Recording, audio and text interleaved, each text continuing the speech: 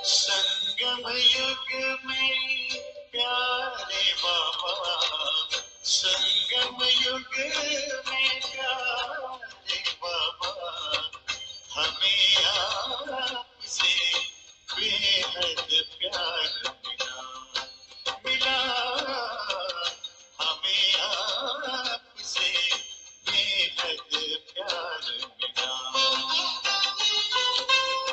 संगम युग में प्यारे बाबा, संगम युग में प्यारे बाबा, हमें आपसे बेहद प्यार मिला, हमें आपसे बेहद प्यार मिला। हमें आप मिले अब क्या चाहिए, हमें आप मिले अब क्या चाहिए, हमें आप में सब संसार मिला, हमें आपसे बेहद प्यार मिला, हमें आपसे बेहद प्यार मिला।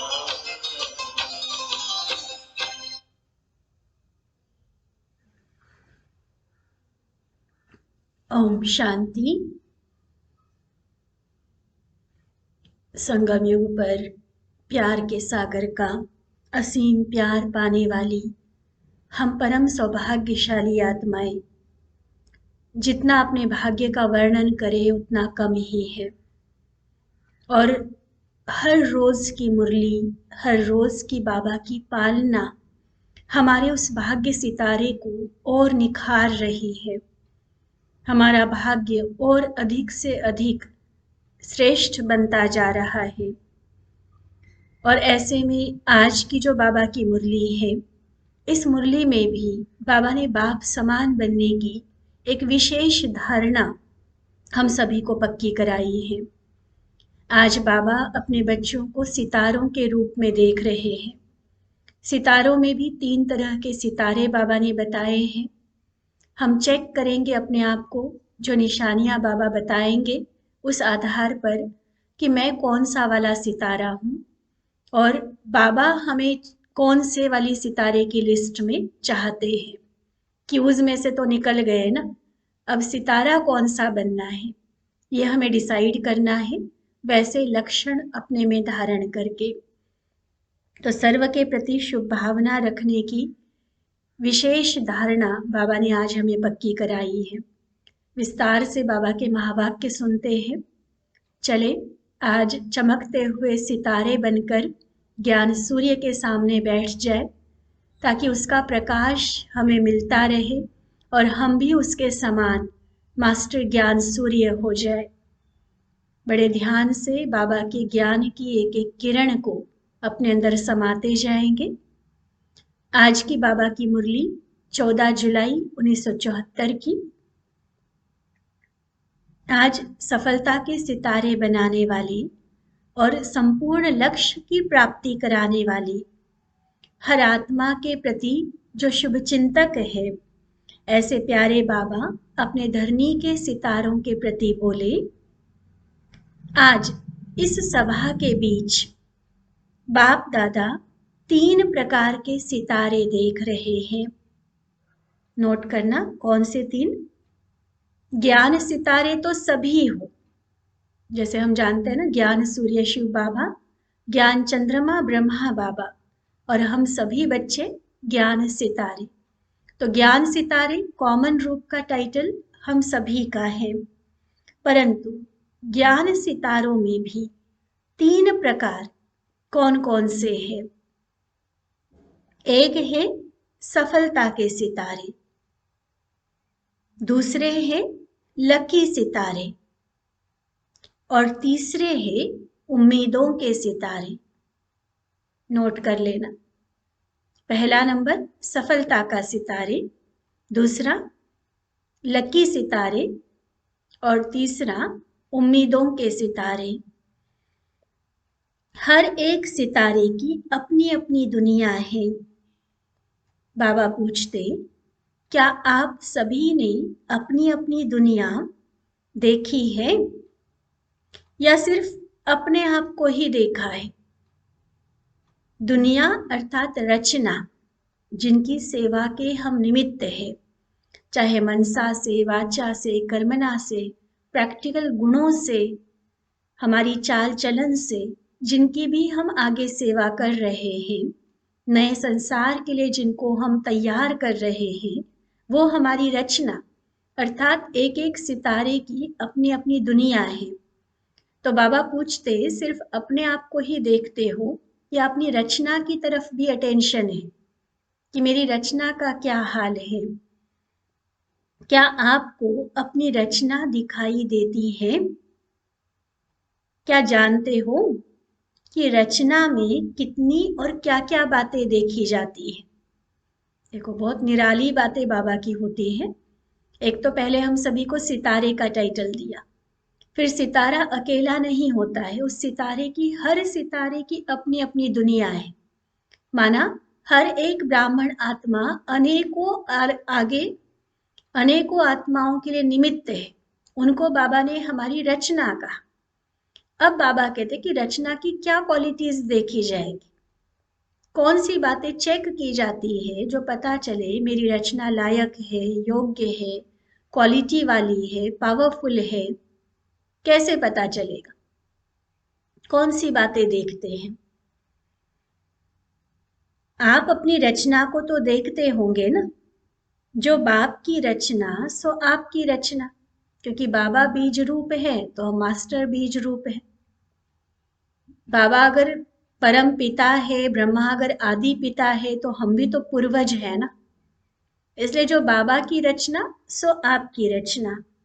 आप तो मास्टर रचयिता हो ना। आपने बाप की प्रजा पर ही तो राज्य नहीं करना है ना। आप मास्टर रचयिता नहीं बनते हो क्या? क्या सदा रचना ही रहेंगे? रचना अर्थात हर एक अपनी राजधानी तो बना रहे हो ना। राजधानी में भी नंबरवार तो होते हैं, और वह भी किस आधार से होते हैं? राजधानी में भी बाबा कोई पार्शियलिटी करके किसी को दास दासी या किसी को रॉयल फैमिली ऐसा तो नहीं बनाते हैं। तो राजधानी में भी नंबर भी किस आधार पर मिलते हैं, जानते हैं ना सभी। उनमें भी आपके ही भक्त हैं। शक्तियों के भक्त और बाप के भक्त अलग अलग होते हैं। तो जरूर हमने जिनकी पालना की है, हमने जिनको कुछ प्राप्तियों का अधिकारी बनाया, कोई ना कोई अनुभूति कराई, कोई ज्ञान गुण शक्तियों से किसी की सेवा की, वही तो जाकर द्वापर युग में हमारे भक्त बनेंगे, शक्तियों के भक्त बनेंगे। वो शिव को नहीं मानेंगे, वो शिव के भक्त नहीं होंगे, वो शक्तियों के भक्त होंगे।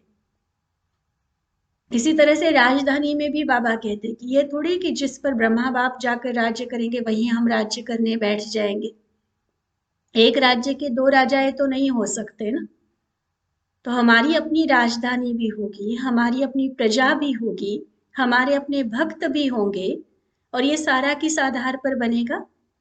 अगर अभी वो हमारी रचना है, माना अभी अगर हम उनके मास्टर रचयिता बनकर उनकी सेवा के निमित्त बने हैं, अलग अलग विधियों के द्वारा जो बाबा ने हमें सेवा सिखाई है, उन विधियों से अगर हम आत्माओं की सेवा करते हैं, तो वो हमारी रचना, हमारी राजधानी और हमारे भक्त की माला में उस लिस्ट में आएंगे। तो ये बाबा आज बड़ा वंडरफुल राज हमारे सामने क्लियर कर रहे हैं। आपके भक्त कौन बनेंगे, किस हिसाब से वह आपके भक्त बनेंगे? जिन श्रेष्ठ आत्माओं द्वारा व निमित्त बनी हुई आत्माओं द्वारा कुछ न कुछ प्राप्ति का अनुभव होगा। देखो क्लियर कर रहे हैं बाबा, कौन किसका भक्त बनेगा। दोबारा सुनते हैं, पूरा क्लियर बाबा ने किया है, आगे भी है इसमें। बाबा कहते जिन आत्माओं को, ये भक्तों की बात है, जिन श्रेष्ठ आत्माओं के द्वारा व निमित्त बनी हुई आत्माओं के द्वारा कुछ न कुछ प्राप्ति का अनुभव होगा, या उन द्वारा कोई साक्षात्कार होता है, या कोई वरदान की प्राप्ति का अनुभव होता है, तो उस आधार पर वह आपकी प्रजा और भक्त बनते हैं। मतलब मेरे द्वारा उन आत्माओं को कुछ न कुछ मिलना चाहिए, चाहे ज्ञान मिले, चाहे वरदान मिले, चाहे कोई शक्ति मिले, चाहे अल्पकाल की भावना का फल साक्षात्कार ही हो मेरे द्वारा। तो मेरे द्वारा जब किसी आत्मा को कुछ मिलेगा तो वो आत्मा मेरी प्रजा या मेरी भक्त बनेगी। क्लियर है? बाबा कहते हैं जो समीप आत्माएं होती हैं, जिन आत्माओं का बाबा से संबंध भी जुड़ जाता है और साथ साथ बाबा द्वारा वर्षे के अधिकारी भी बनते हैं, तो वे रॉयल फैमिली में आते हैं। देखो कैटेगरीज किस तरह से बाबा बताए जा रहे। सिर्फ मेरे तक कोई सीमित रह गया, भक्त बनेगा। मेरे द्वारा वो बाबा से जुड़ गया लेकिन सो ही पुरुषार्थ रहा, तो प्रजा में जाएगा। मेरे द्वारा वो बाबा से जुड़कर बाबा के वर्षे का भी अधिकारी बना, धारणायुक्त आत्मा बनी, बाबा के समीप आई, परिवार के समीप आई, तो वहां पर सतयुग में वो रॉयल फैमिली की आत्मा बनेगी। एक ही समय में हर एक आत्मा अपनी रॉयल फैमिली बना रही है, अर्थात वह भविष्य संबंध और राजघराना भी बना रही है, प्रजा भी बना रही है और भक्त भी बना रही है। सुना? एक ही साथ, जैसे बाबा अपने लिए कहते हैं ना, मैं आकर 3 धर्मों की स्थापना करता हूं, ब्राह्मण, देवता और क्षत्रिय। साकार मुरली में कई बार ये पॉइंट आती है। आज बाबा हमारे लिए बता रहे हैं, आप 3 तरह की रचना एक साथ रच रहे हो, और ये उनके लिए कहा जो स्वयं राजा बनेंगे। ये राजा बनने वाली आत्माओं की क्वालिटी और उनका आगे की रचना बाबा बता रहे हैं। ऐसी सेवा करें जो बाबा के वारिस क्रिएट करें। बाबा के बहुत समीप संबंध वाली धारणा युक्त, योग युक्त, सेवाधारी सपूत आत्माएं हम तैयार करें। ऐसी उनकी सेवा, ऐसी उनकी पालना करें, तो वो आएंगे हमारी रॉयल फैमिली में, राजघराने की वो आत्माएं बनेगी। थोड़ा बहुत कना दाना कुछ बाबा से ले लिया तो वो प्रजा में आएंगी, और कई आत्माएं होंगी बस हमसे ही जितना मिलेगा उसमें संतुष्ट हो जाएंगी, उनको बाबा तक भी पहुंचा नहीं सकेंगे हम, तो वो हमारे फिर भक्त बनेंगे। बाबा ने कहा ना, वो शिव के भक्त नहीं बनेंगे, वो शक्तियों को ही भगवान मानकर पूजा करेंगे, क्योंकि उनकी जो भी अल्पकाल की थोड़ी बहुत इच्छा मनोकामना थी वो हमारे द्वारा पूरी हुई है। तो राजघराना, प्रजा और भक्त, तीनों रचनाएं अभी हो रही है। अब बाबा और क्लियर कर रहे हैं कि भक्तों और प्रजा की निशानी क्या होगी। राज के संबंध में आने की बात तो सुनाई कि वो समीप संबंध में होंगे, वर्षे के अधिकारी बनेंगे। अब जो प्रजा और भक्त हैं उनकी क्या निशानी होगी, इन दोनों में क्या अंतर होगा। प्रजा केवल ज्ञान और योग की प्राप्ति करने की पुरुषार्थी होगी, वह संबंध में समीप नहीं होगी, लेकिन दूर के संबंध में जरूर होगी। वह मर्यादा पूर्वक जीवन बनाने में यथा योग्य तथा यथाशक्ति पुरुषार्थी होगी, और बाकी जो दूसरे सब्जेक्ट्स हैं, धारणा और सेवा, धारणा और ईश्वरीय सेवा, उनमें भी यथाशक्ति सहयोगी होगी, लेकिन सफलता मूर्त नहीं होगी। ये प्रजा क्वालिटी की आत्माओं की निशानी बाबा सुना रहे हैं। ज्ञान योग में भी यथाशक्ति, तो धारणा और सेवा में भी यथाशक्ति। पुरुषार्थी होंगे वो, थोड़ा बहुत कर लिया, थोड़ा नहीं किया, इजी लगा तो ज्ञान सुन लिया, थोड़ा सा कोई परिस्थिति आ गई छोड़ दिया, या कभी सुना कभी नहीं सुना, आधा धारण किया आधा नहीं किया, किसी सेवा में सहयोगी बने किसी में नहीं बने, योग कभी लगा कभी जुटा, कभी नहीं लगा, कभी योग कभी वियोग। तो ये हो गया यथाशक्ति।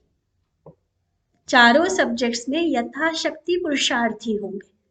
दूर दूर से तो संबंध वाले रहेंगे, लेकिन एक होता है ना कि घर का भाई, घर की माता जिसको हम कहें, ऐसा नहीं होगा। स्टूडेंट तो बनेंगे, आए क्लास की चले गए, न 3 में न 13 में, स्टूडेंट बनेंगे, लेकिन एक घर की जिम्मेवारी, यज्ञ की जिम्मेवारी ले, ईश्वरीय परिवार के समीप संबंध में आए, वो नहीं होगा उनका। दूर दूर से ठीक है, वो परिवार कम और संस्था ज्यादा बोलेगी कि हम इस संस्था से जुड़े हुए हैं, हम भी वहां जाते हैं। तो ये प्रजा क्वालिटी है। बाबा बता रहे देखो, जो भी बच्चे अलग अलग कैटेगरीज के वैरायटी बच्चे हैं, उनको बाबा आगे की भविष्य प्रारब्ध बता रहे हैं कि ये प्रजा क्वालिटी हो गई। वह सफलता मूर्त नहीं होगी, यथाशक्ति सहयोगी है, संपूर्ण सफलता मूर्त नहीं। इसलिए वह 16 कला संपूर्ण नहीं बन सकेंगे। कोई न कोई संस्कार व स्वभाव के वशीभूत होने के कारण, ये प्रजा क्वालिटी को ही कंटिन्यू किया है बाबा ने। संपूर्ण सफलता मूर्त नहीं, इसलिए 16 कला संपूर्ण नहीं। नेक्स्ट, कोई न कोई संस्कार या स्वभाव के वशीभूत होने के कारण निर्बल आत्मा हाई जंप नहीं दे सकेगी। तीव्र पुरुषार्थ, फास्ट परिवर्तन जो अपने अंदर लाना होता है ना, वो नहीं कर पाएंगी।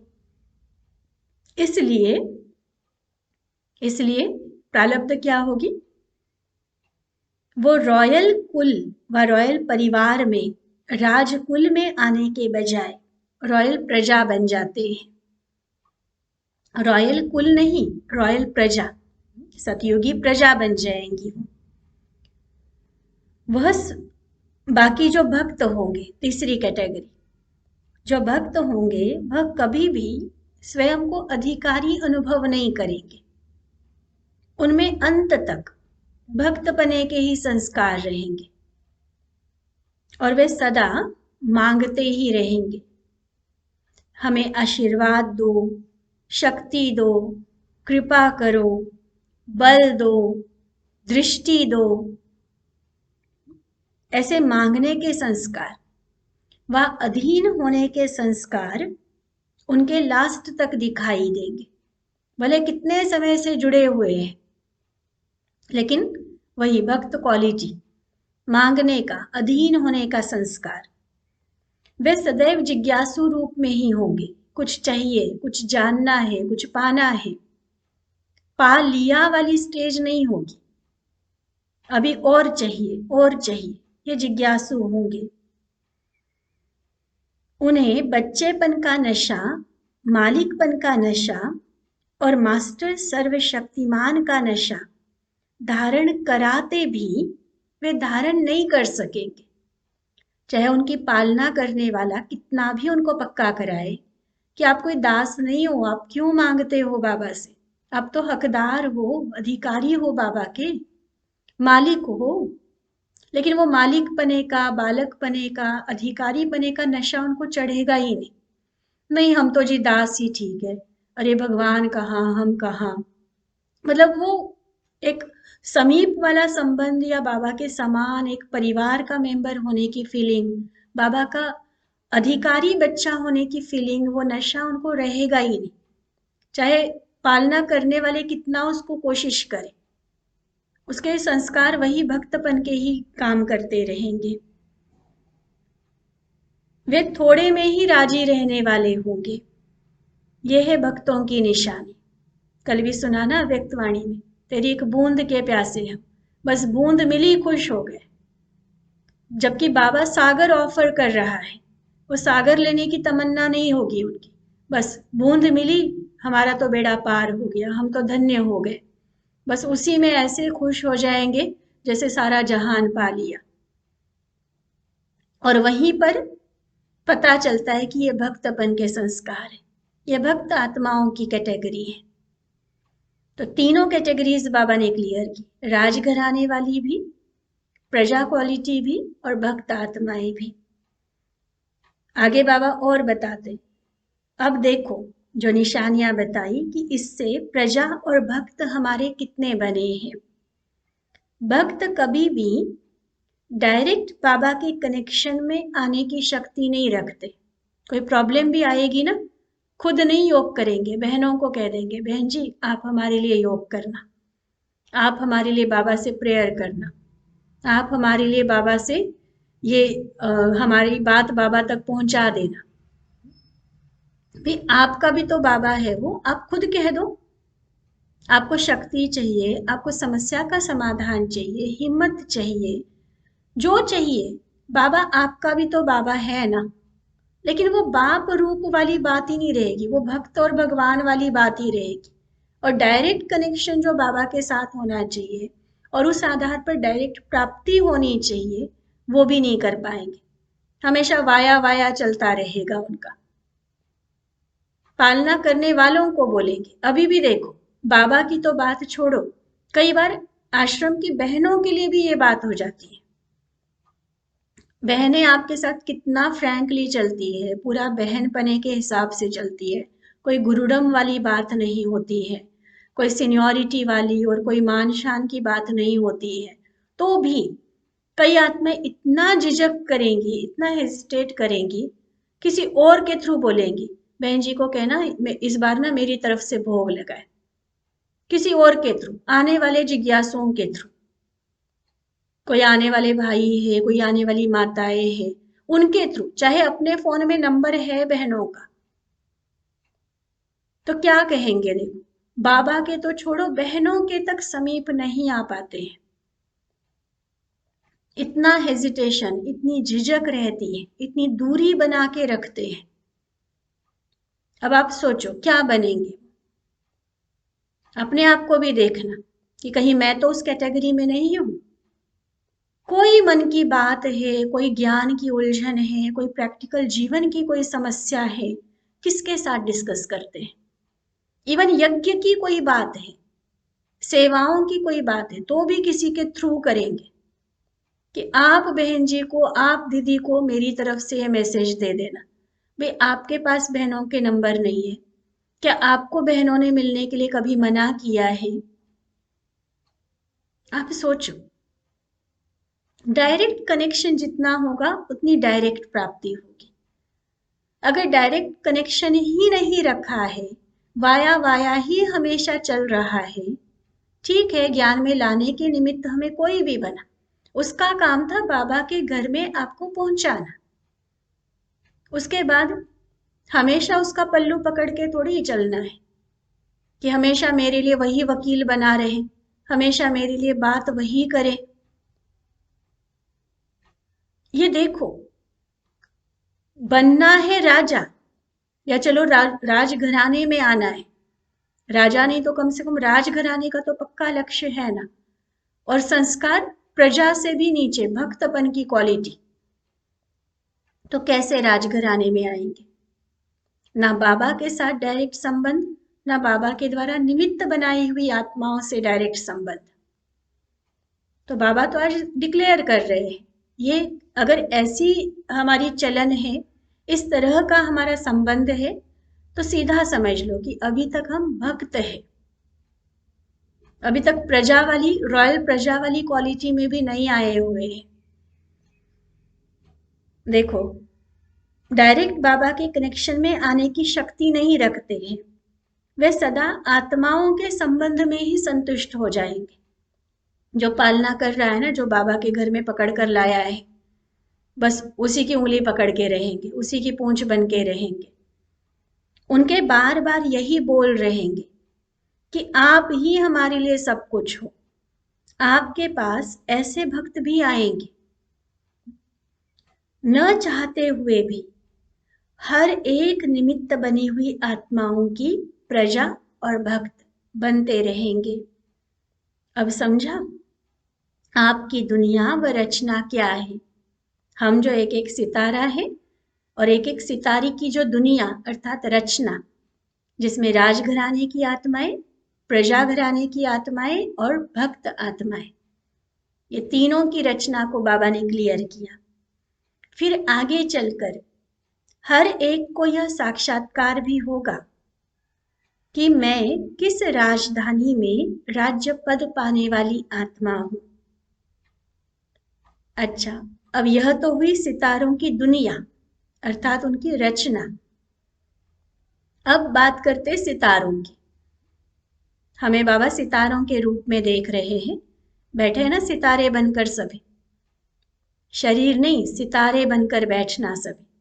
मस्तक में जगमगाता हुआ मैं सितारा। और अब देखना बाबा की नजरों से अपने आप को कि मैं कौन सा वाला सितारा। सितारों में सबसे पहले नंबर के सितारे हैं सफलता के सितारे। Number 1 quality. सफलता के सितारों की निशानी क्या है, जिससे कि स्वयं को चेक कर सकूं कि मैं सफलता का सितारा हूं या होवनहार सितारा हूं। लकी सितारों की निशानी और उम्मीदवार सितारों की निशानी क्या है। अपने आप को जानते हुए भी बाप दादा नॉलेज के दर्पण द्वारा तीनों ही स्टेजेस का साक्षात्कार कराते हैं। साक्षात्कार करना तो सब चाहते हो ना। जब आदि के यज्ञ के आदि के पार्ट की बातें सुनते हैं, ऐसे साक्षात्कार होते थे, ऐसे बहनें ट्रांस में चली जाती थी, सतयुग देखती थी, कृष्ण देखती थी, या शिव बाबा का साक्षात्कार, ब्रह्मा का साक्षात्कार, अपने आत्मस्वरूप का साक्षात्कार। कई सारी साक्षात्कार की कहानियां सुनी हुई है ना।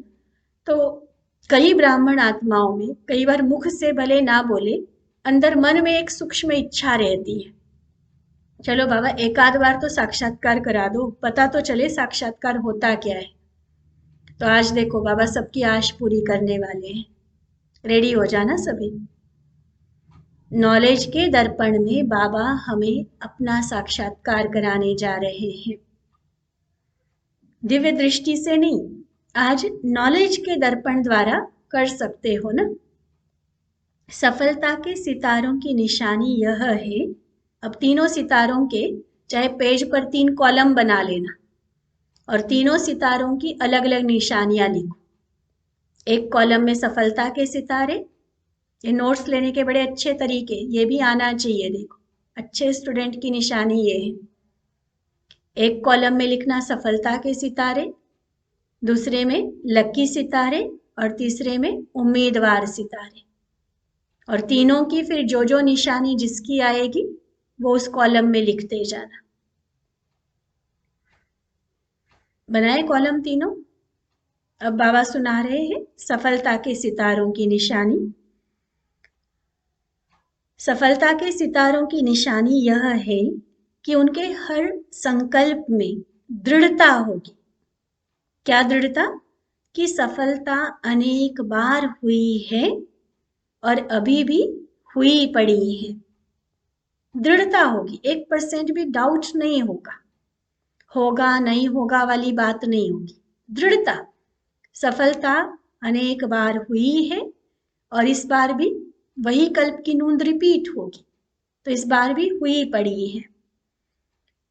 होनी चाहिए, होगी या नहीं होगी, यह स्वप्न में भी कभी भी उनकी स्मृति में नहीं आएगा, बल्कि उन्हें 100% 100% निश्चय होगा कि सफलता हमारी हुई पड़ी है। उनके हर बोल की यह विशेषता होगी, संकल्प में, स्वप्न में, बोल में, कि वे हर बात में निश्चय बुद्धि होंगे।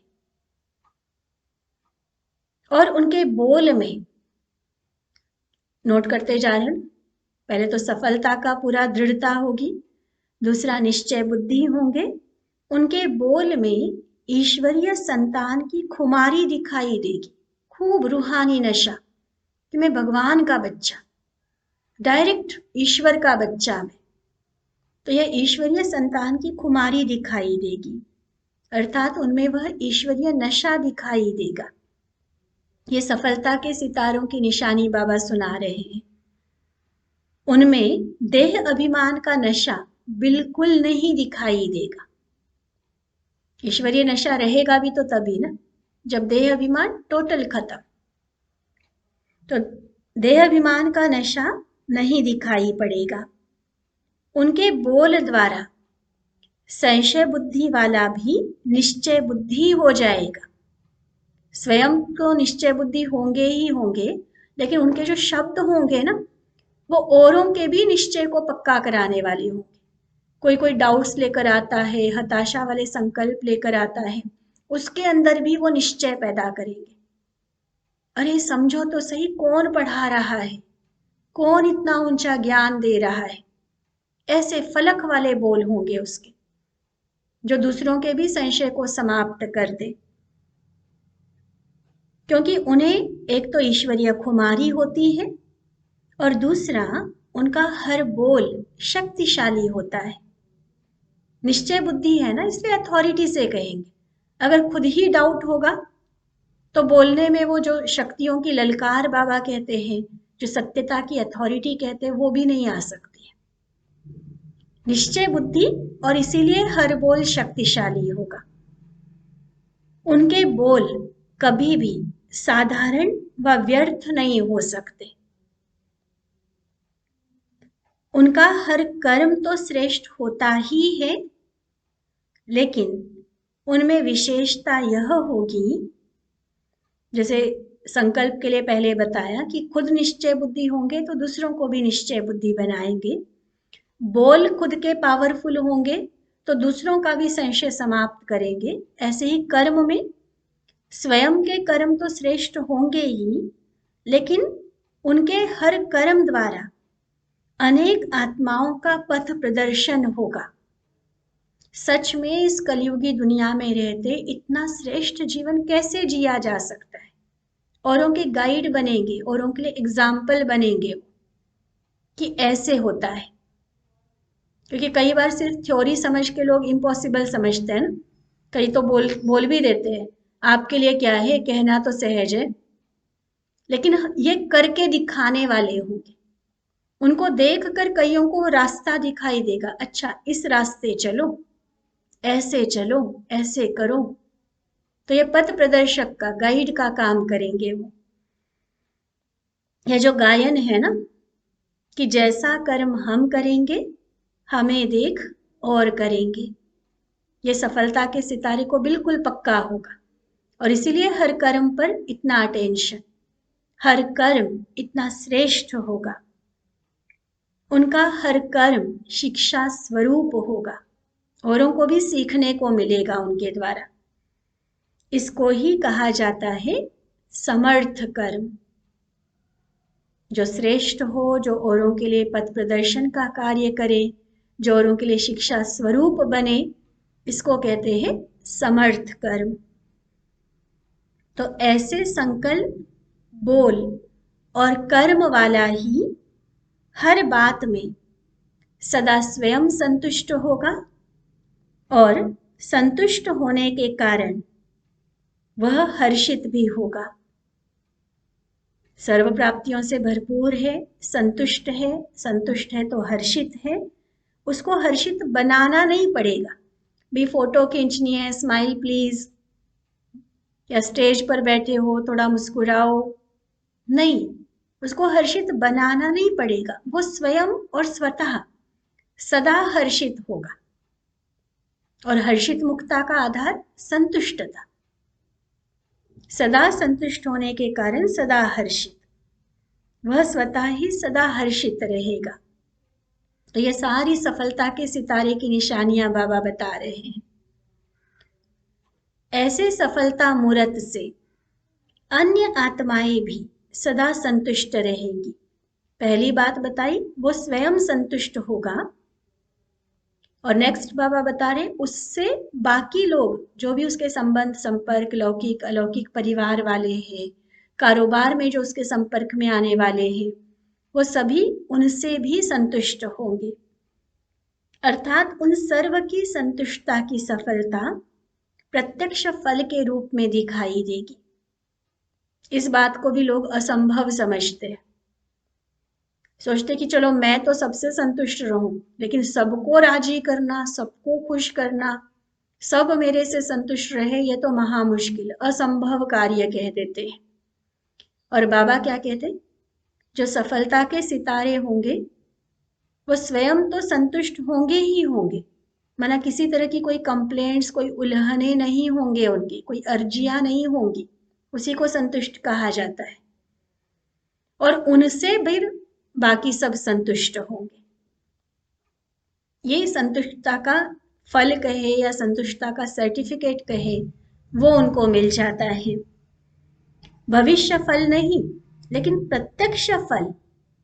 ऐसे सदा हर्षित आत्मा को देख अन्य आत्माएं भी उनके प्रभाव से दुख व उलझन की लहर से बदलकर हर्षित हो जाएंगी। अर्थात ऐसी आत्मा के संपर्क में और उनके समीप आने से सफलता के सितारे जो सदा हर्षित है, सदा संतुष्ट है, ऐसी आत्मा के संपर्क में और समीप आने से अन्य आत्माओं पर भी हर्ष का प्रभाव पड़ जाएगा। वैसे भी कहते हैं ना कि ये मुस्कुराहट, स्माइल जो है ना, वो कॉन्टेजियस होता है। जैसे संक्रामक बीमारी होती है ना, एक से दूसरे को ट्रांसफर हो जाती है। ये बीमारी तो नहीं है, लेकिन मुस्कान एक ऐसी चीज है, आप मुस्कुराओ ना किसी को देखकर, वो भी मुस्कुराए बिना नहीं रह सकता है। और वो मुस्कुराहट अगर हमारी सचमुच आंतरिक सर्व प्राप्तियों से भरपूर होके मुस्कुराहट है, तो जरूर वो दूसरी आत्मा को भी कुछ प्राप्ति कराएगी, और उसकी मुस्कुराहट भी जेन्युइन होगी, सिर्फ दिखावे वाली नहीं होगी, नकली मुस्कुराहट नहीं होगी, क्योंकि सचमुच हमसे मिलकर उसको कुछ मिल रहा है ना, कुछ प्राप्ति हो रही है, कुछ शांति का अनुभव हो रहा है, सच्चा प्यार मिल रहा है, कुछ ऐसे बोल सुनने को मिल रहे हैं जो वो एनकरेजमेंट उनको मिले, तो नेचुरली क्या होगा, स्वयं तो हर्षित है ही है, लेकिन जिनसे भी मिल रहे हैं उनको भी वो हर्षित मुक्ता, वो रमणीकता, वो प्यार, वो खुशी वो ट्रांसफर करेंगे। जैसे बाबा एग्जाम्पल दे रहे हैं, जैसे सूर्य के समीप व सम्मुख जाने वाले के ऊपर न चाहते भी किरणें पड़ती है ना। सूरज की किरणें लेने के लिए कोई योग थोड़ी लगाना पड़ता है, कोई एप्लीकेशन थोड़ी देनी पड़ती है कि मैं आया हूं आपके सामने, अब मुझे किरणें दे दो। नहीं, बस सामने जाओ, अपने आप किरणें आएंगी। तो ऐसे जो सफलता के सितारे होंगे, ऑटोमेटिकली उनके संपर्क में, उनके नजदीक संबंध में जो भी आएगा, उनको कुछ न कुछ वो प्राप्ति होगी ही होगी। तो सफलता मूर्त के हर्ष की किरणें अन्य आत्माओं के ऊपर भी पड़ती रहती हैं। अर्थात जैसे कि बाप के संग का रंग एक सेकंड में अनुभव करते हो, जब योग युक्त होते हो तो बाप के संग का रंग लगता है, तो वह रंग अनुभव होता है ना। ऐसे ही सफलता के सितारों के संग का रंग, उनके साथ रहने मात्र से ही अन्य आत्माओं को अनुभव होता है। ये है सफलता मूर्त व सफलता के सितारों की निशानी। सुनो, सफलता के सितारे किसको कहेंगे, ये बाबा ने हमें बता दिया। कितनी सारी निशानियां बताई, नोट करते गए सभी। और अब ये चेक करना है हमें कि क्या ये सारी निशानियां मेरे अंदर है। क्या मैं ऐसी आत्मा बनी हूं जो बाबा मुझे ये सर्टिफिकेट दे कि ये मेरा बच्चा सफलता का सितारा है, इतना संतुष्ट है, इतना हर्षित है, इतने श्रेष्ठ कर्म वाला है, औरों के लिए एग्जाम्पल है। ऐसा निश्चय बुद्धि है, दूसरों के भी संशय मिटाने वाला है। ऐसे बोल बोलता है जो औरों को भी निश्चय बुद्धि बना देता है। स्वयं तो है ही है निश्चय बुद्धि, दृढ़ता वाला, सफलता मूर्त, लेकिन औरों के लिए भी ऐसी प्रेरणा बनता है। जो भी संपर्क में आए उसको कुछ न कुछ उससे के द्वारा मिलता है। वो स्वयं हर्षित है तो औरों को भी हर्षित कर देता है। क्या ये सारी निशानियां मेरे अंदर है? निशानियां नोट की है ना सभी ने? आज रात को बैठकर चेक करना कि ये वाली सारी निशानियां मेरे अंदर है या नहीं है, और अगर है तो कितना % है। सफलता का सितारा उसको कहा जाएगा जिसमें ये सारी निशानियां जो बाबा ने अभी बताई ये 100% होगी। सुना? अभी आधी वाणी और है जिसको हम कल लेंगे, जिसमें बाकी 2 सितारों के बारे में बाबा ने समझाया है, लकी सितारे और उम्मीदवार सितारों के बारे में। लेकिन आज जो बाबा ने एक तो सितारों की दुनिया जो बताया, उसमें 3 बातें थी कि राजघराना, भक्त और प्रजा, वो हम अपनी कौन कौन सी बना रहे हैं। पहले खुद को भी देखना कि मैं कौन सी में हूं, और फिर आगे जिनकी हम सेवा कर रहे हैं वो कौन सी कैटेगरी के हम तैयार कर रहे हैं। और फिर सफलता के सितारे की निशानियों को हम अपने अंदर चेक करेंगे कि मेरे अंदर वो कौन कौन सी निशानियां कितना कितना % में है, ताकि बाबा से हम नंबर 1 सितारे वाला टाइटल ले सके। बाकी अंडरस्टूड है कि लकी सितारा और उम्मीदवार सितारा तो 2nd 3rd नंबर वाले हैं, उनमें जरूर कम क्वालिटीज होंगी, कम निशानियां होंगी उनकी। फिर भी सितारे तो सभी है ही हैं, और सभी की अपनी रौनक होती है, सभी की अपनी शोभा होती है। इसलिए उन सितारों की क्या निशानियां हैं वो कल बाबा हमें सुनाएंगे। मतलब बाबा ने तो इसी मुरली में सुनाया है, हम कल उसको सुनेंगे बाबा से। ठीक है? अच्छा, रूहानी बाप की रूहानी बच्चों को नमस्ते। हम रूहानी बच्चों की रूहानी बाप दादा को दिल व जान, सिक व प्रेम से नमस्ते नमस्ते नमस्ते जी। ओम शांति।